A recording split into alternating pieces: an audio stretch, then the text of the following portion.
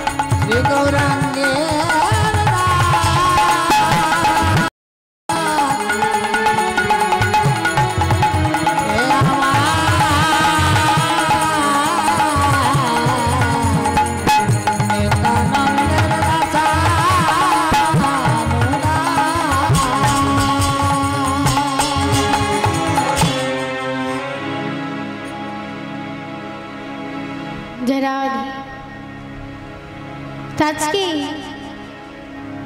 এই বাবুর বাড়িতে অন্নপ্রাশন উপলক্ষে যে এত সুন্দর হরিনামের আয়োজন করেছেন, যেন এইভাবে ভগবানকে ডাকতে পারি, ভগবানের নাম করাতে পারি, এবং যে আশা নিয়ে আজকে এত সুন্দর হরিনামের আয়োজন করেছে, সেই আশা যেন ওনাদের পূর্ণ হয়। তাই না সবাই আমার সঙ্গে একবার বলুন, জয় জয় সুগুরু নিতাই গৌর প্রেমানন্দে হরি হরি বল। তাই চলুন মা, লীলাতে যাওয়ার আগে আমরা আগে ছোট করে গৌরচন্দ্রিকা আস্বাদন করি।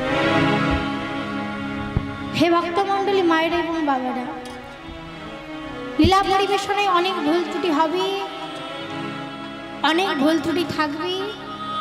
তাই আপনাদের বাড়ির নিজ নিজ সন্তান জ্ঞানী আমাকে ক্ষমা করুন।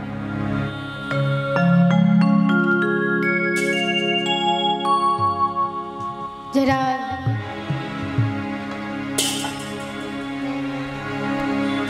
ইহ কলি যুগ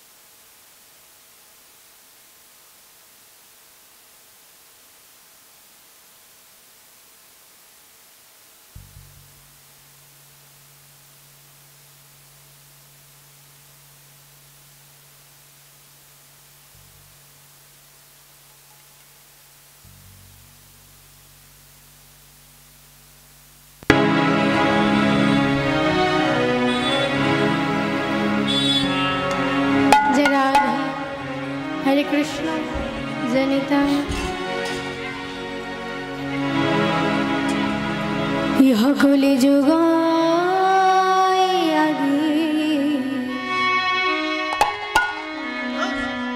ধন্য ধনিয়া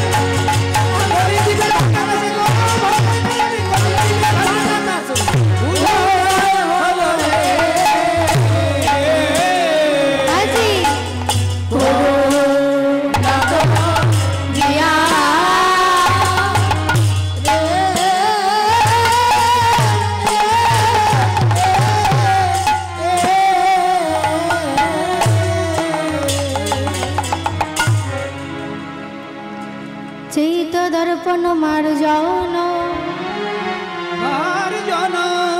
ভব মহাদাবাগ্নি নির্বাপন শ্রেয়া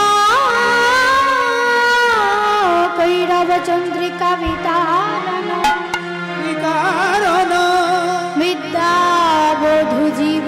আনন্দময় জীবন প্রতিপদ পূর্ণ অম্বিকার সাধন সর্বাত্মা স্নাপন পরম বিজয়তি শ্রীকৃষ্ণ সংকীর্তন। শ্রীকৃষ্ণ শ্রীকৃষ্ণ শ্রীকৃষ্ণ সংকীর্তন।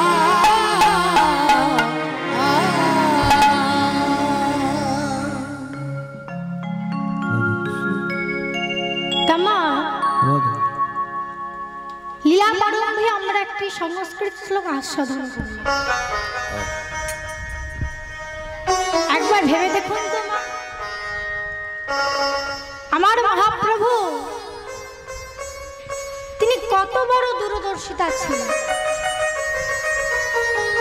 তিনি আজ থেকে প্রায় 538 বছর পূর্বে তিনি জানতে পেরে গিয়েছিলেন যে কলির জীবের মানুষের ধৈর্য দিন দিন কমে যায়, আমাদের ধৈর্য থাকবে না, এটা তিনি জানতে পেরে গিয়েছেন। তারা বলুন তো আমাদের ধৈর্য রয়েছে? হ্যাঁ আছে, আমার ধৈর্য আছে? না না, ধৈর্য নেই। ধৈর্য নেই। এই যে কীর্তন আসরে বসে 3 ঘন্টা যে নামটা শ্রবণ করব, সেই ধৈর্যটা আমাদের নেই। শোনে কীর্তন, শোনে 10 মিনিট শুনবো আর কি বসবো?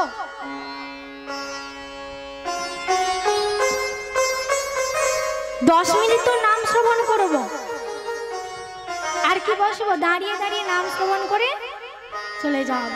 এই আসনে বসার সৌভাগ্য সকলের হয় না, সকলে বসতে পারে না। শাস্ত্রে বললেন পূর্ব জন্মের থাকে যদি কোনো সুকৃতির সঞ্চয়, ইহ জন্মে হয় তবে সাধু গুরু বৈষ্ণব উপচয়। পূর্ব জন্ম অর্থাৎ আগের জন্ম। তুমি যদি আগের জন্মে কোনো সুকৃতি করে থাকো, সুকৃতি মানে ভালো কর্ম, ভালো কাজ। আগের জন্মে তুমি যদি কোনো ভালো কাজ করে থাকো, তবেই তুমি সাধু গুরু বৈষ্ণবের চরণ পাবি, এই আসনে বসতে পারো। সবার হয় না। আরো কি বললেন? পূর্ব জন্মের থাকে যদি কোনো গুরুতর পাপী, ইহ জন্মে হবে না তার নামের রুচি। পূর্ব জন্মে যদি তুমি কোনো পাপ কাজ করে থাকো, ভালো কর্ম না করো, তবে এভাবেই আসনে বসতে পারবে না, সাধু গুরু বৈষ্ণবের চরণও পাবে না। তাহলে মা ধৈর্য নেই। আগেকার দিনের যে বাবারা মায়েরা ছিলেন, দেখবেন মা একটু সন্ধে হলে সন্ধে প্রদীপ জেলে ঠাকুর ঘরে গিয়ে একটু রামায়ণ, মহাভারত, গীতা এসব পড়তে। তা মা এখনকার দিনে দেখা যায়? দেখা যায়? যায় না কেন? কেন দেখা যায়? ধৈর্য নেই।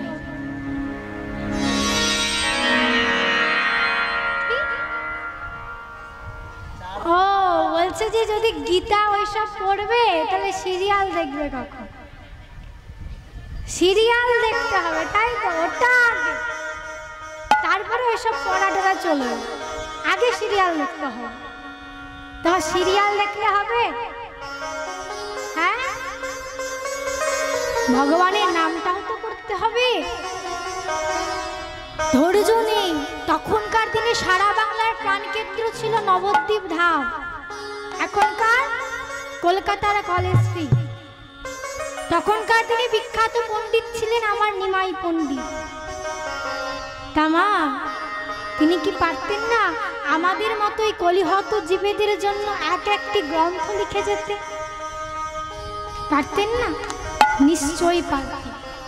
কিন্তু তিনি জানতেন যে তার লেখা গ্রন্থের বই এই কলির জীব আলমারিতে সাজিয়ে রাখবে, কেউ একবারও খুলে পড়েও দেখবে।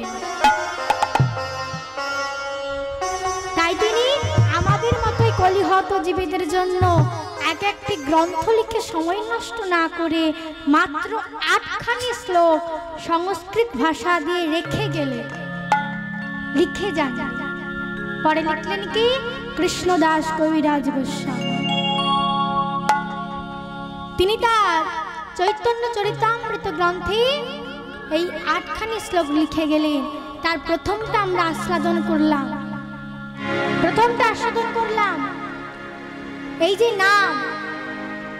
নাম, এটা আমরা শুনবো কেন, করবো কেন? এই নাম শুনে বা করে কি আমাদের লাভ আছে? উপকার পাওয়া যায়? সেটা তিনি এই প্রথম শ্লোকে লিখে গেলেন যে নাম শ্রবণ করলে বা করলে 7টি উপকার পাওয়া যায়। কি? প্রথমেই বললেন চেত দর্পণ মার্জন। চেত মানে চিত্ত, মন। দর্পণ মানে কি? আয়না। আর মার্জন মানে ঘষে মেজে পরিষ্কার। তা বলুন তো মা, কীর্তন আসরে বসে রয়েছেন, এখন আপনার ইচ্ছে হয়েছে যে দেখি তো নিজের চোখ একটু নিজের বদনটাকে দেখবো, দেখতে পারবেন? পারবেন না? কেন?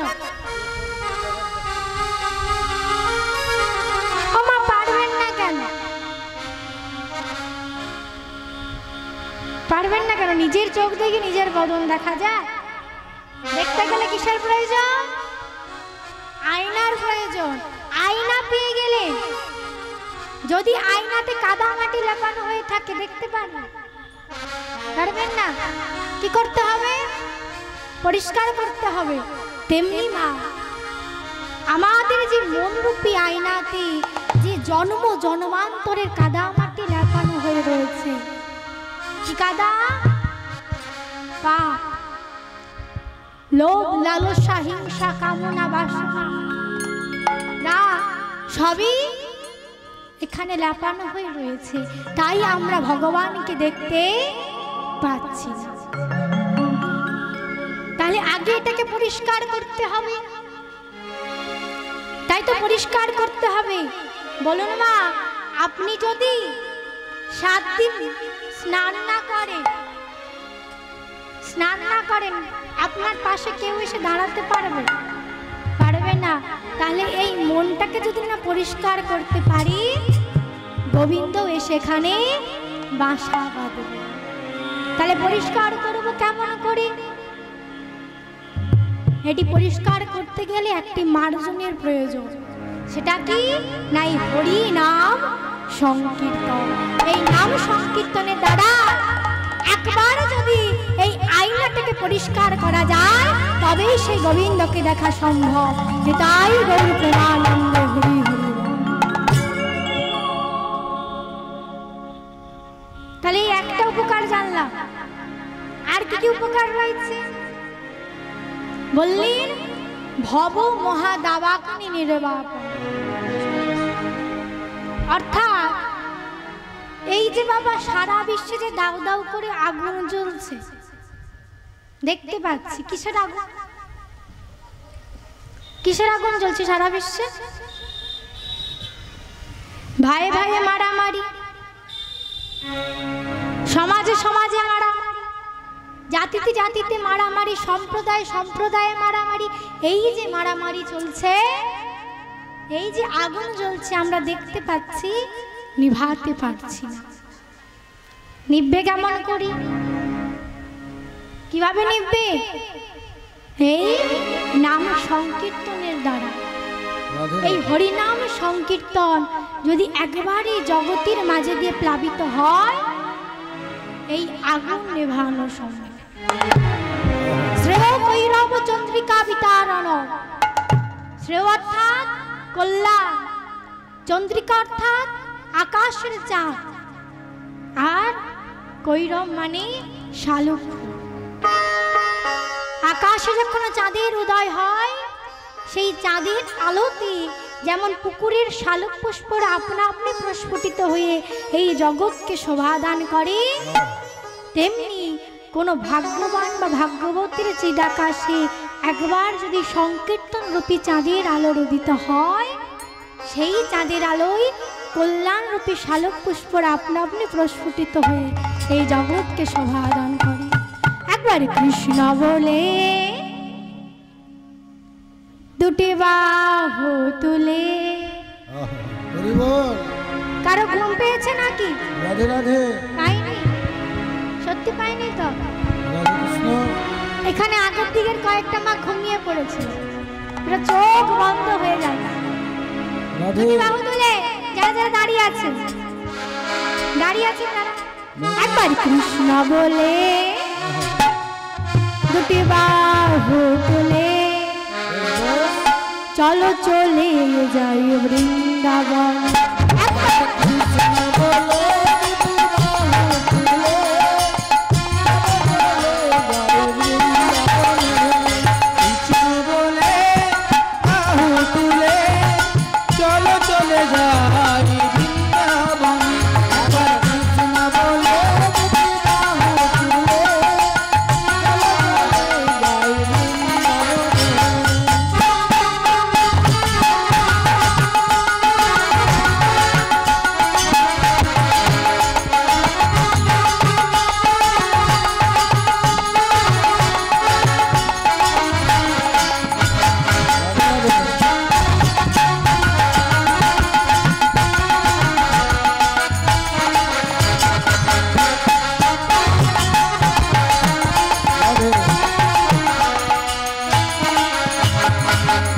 নামে নাই কোনো ক্লান্তি,